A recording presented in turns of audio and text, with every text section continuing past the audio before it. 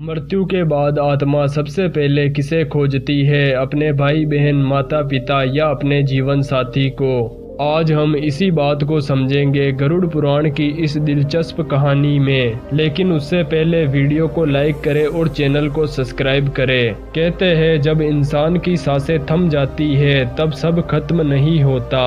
असल में तभी से एक नई यात्रा की शुरुआत होती है, आत्मा की यात्रा। गरुड़ पुराण के अनुसार मृत्यु के बाद आत्मा सबसे पहले किसे खोजती है, यही आज की रहस्यमय कहानी में हम जानेंगे। रात का तीसरा पहर था। एक वृद्ध व्यक्ति जिसका नाम धर्मदास था अपने जीवन की अंतिम सांसें गिन रहा था।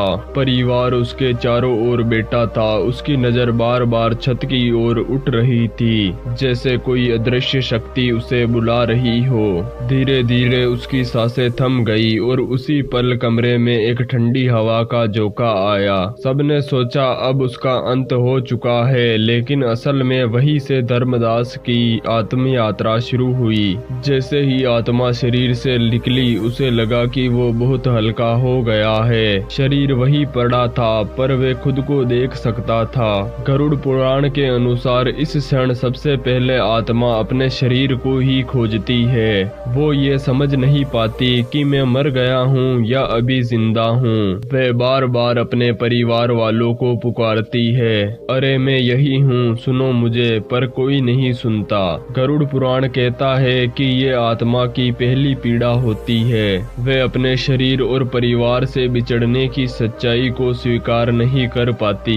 धीरे धीरे समय बीतता है और आत्मा अपने चारों ओर अंधेरा देखती है। हर दिशा में सिर्फ सन्नाटा। तब आत्मा को महसूस होता है कि कोई उसे बुला रहा है, एक अदृश्य आवाज, जैसे कोई यमदूत उसके निकट आ चुका हो। वह आवाज कहती है, धर्मदास तुम्हारा समय पृथ्वी पर पूरा हुआ, अब चलो हमारे साथ। पर आत्मा डर जाती है। वह भागती है, अपने प्रियजनों के पास लौटने की कोशिश करती है। वह अपने बेटे के पास जाती है, उसके सिर पर हाथ रखती है, लेकिन हाथ उसके आर पार निकल जाता है। गरुड़ पुराण में लिखा है जब आत्मा को ये महसूस होता है कि उसका अस्तित्व भौतिक रूप में नहीं रहा, तब वे सबसे पहले अपने प्रियजनों की आत्मा को खोजती है।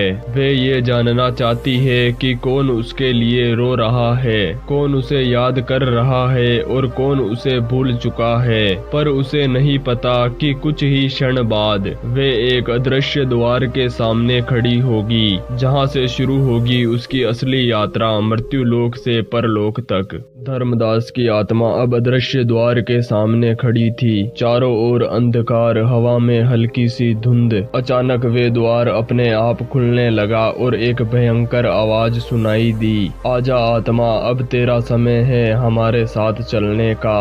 वह था यमदूत, जिसका चेहरा अग्नि जैसा और नेत्र लाल अंगारों जैसे। धर्मदास की आत्मा डर से कांप उठी। तुम कौन हो? उसने पूछा। यमदूत बोला, हम वही है जिससे हर जीवन डरता है, पर हम अन्यायी नहीं है, हम तो बस तेरे कर्मों का लेखा लेकर आए हैं। गरुड़ पुराण कहता है जब यमदूत आत्मा को लेने आते हैं तब अच्छे कर्म करने वालों को फूलों की गंध और प्रकाश दिखाई देता है, और पाप कर्म करने वाले को अंधेरा, धुआं और भयंकर आकृति। धर्मदास ने अपने चारों ओर काला धुआं देखा। उसका मन कांप उठा। उसे अपने सारे कर्म याद आने लगे। किसी गरीब की हंसी उड़ाना, झूठ बोलना, लालच करना, हर एक दृश्य उसकी आंखों के सामने फिल्म की तरह चलने लगा। धीरे धीरे आत्मा यमदूतों के साथ चल पड़ी।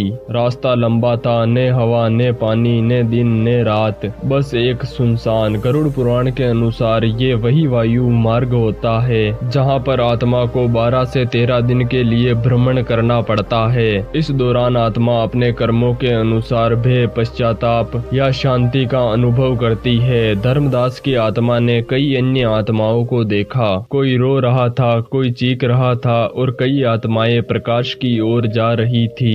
एक तेज प्रकाश की झिलमिल में उसने देखा एक दिव्य आकृति उसके सामने आई। वही थे चित्रगुप्त, जो हाथ में एक विशाल ग्रंथ पकड़े हुए खड़े थे। चित्रगुप्त ने शांत स्वर में कहा, धर्मदास, ये तेरे कर्मों का हिसाब है। तूने अपने जीवन में कुछ अच्छे कर्म भी किए हैं, मंदिर में दान, भूखे को भोजन, सत्य का साथ, पर पाप भी कम नहीं किए हैं। अब तेरी आत्मा को बीच लोक में ठहरना होगा, जहाँ तुझे अपने कर्मों के हिसाब से न्याय मिलेगा। ये सुनकर धर्मदास की आत्मा मौन हो गई। अब उसे समझ आ गया था कि मृत्यु अंत नहीं, बल्कि एक नया न्यायालय है, जहाँ पर कोई झूठ नहीं बोलता।